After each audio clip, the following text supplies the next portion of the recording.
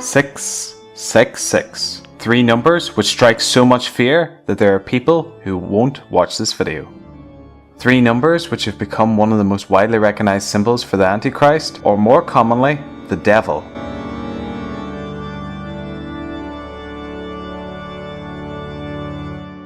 References to this number occur both among apocalyptic Christian groups and explicitly in anti-Christian subcultures.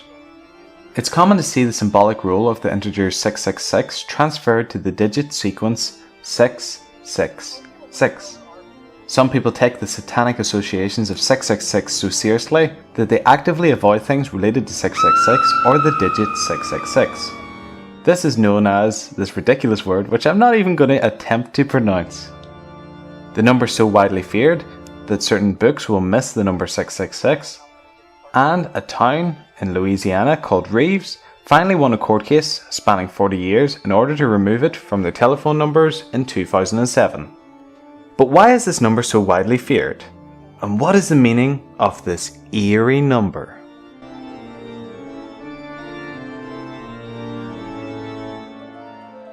The number 666 comes from a passage in the New Testament of the Bible in the book of Revelation, which says, "And that no man might buy or sell, save he that had the mark, or the name of the beast, or the number of his name. Here is wisdom. Let him that hath understanding count the number of the beast.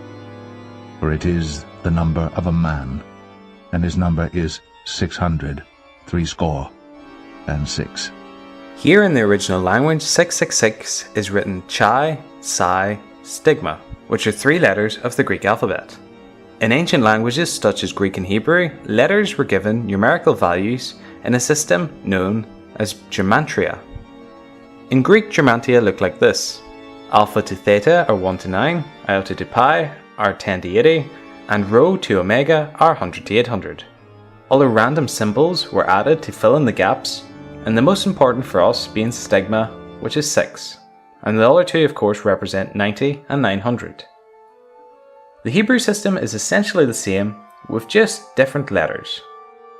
Using the same system of gematria in Hebrew, people have traditionally generated a number from the name Neron Caesar, which produces the number 666. By the way, note Hebrew doesn't have vowels, so these of course are not added. Thus many people have been led to believe that the number 666 may have been a coded reference to Nero the Roman Emperor from 55 AD to 68 AD.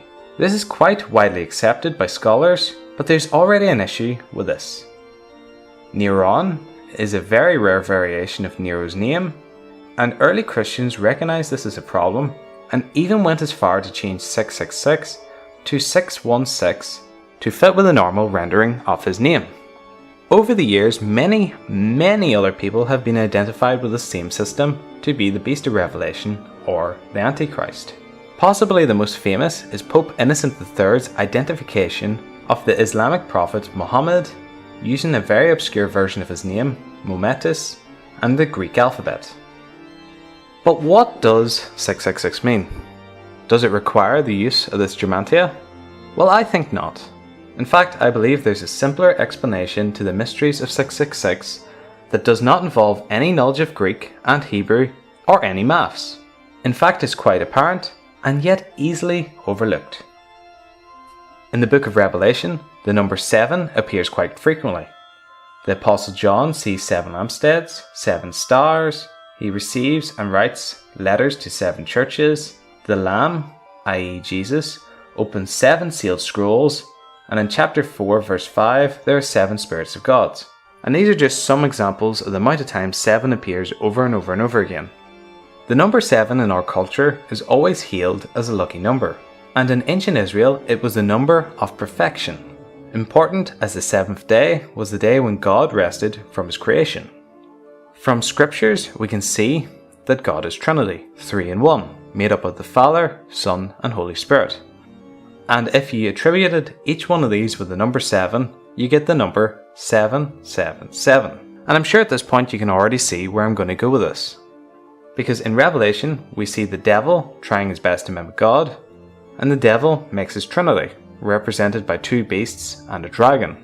and they all attempt to fulfill the same roles as God. For example, having one with wounds, looking like he was killed, mimicking Jesus.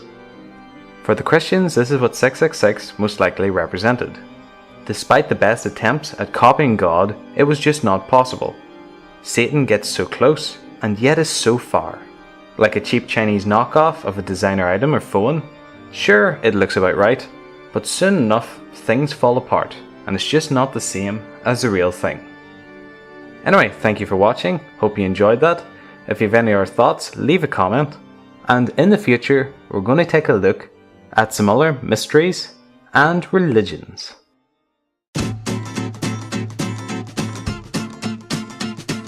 As always, thanks for watching. If you're new here, please subscribe and feel free to like, comment and look through the other videos, as I'm sure we have a topic that suits you.